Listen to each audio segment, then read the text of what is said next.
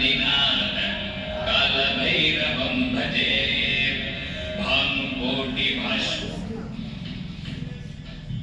भानुकोटिभास्वरं भक्तितारकं वरं नीलकण्ठवीप्सिदात्तदायकं त्रिलोचनं कालकाल अम्बुजक्षमक्षशूलमक्षरं काशिकापुरादिनाथ कालभैरवं भजे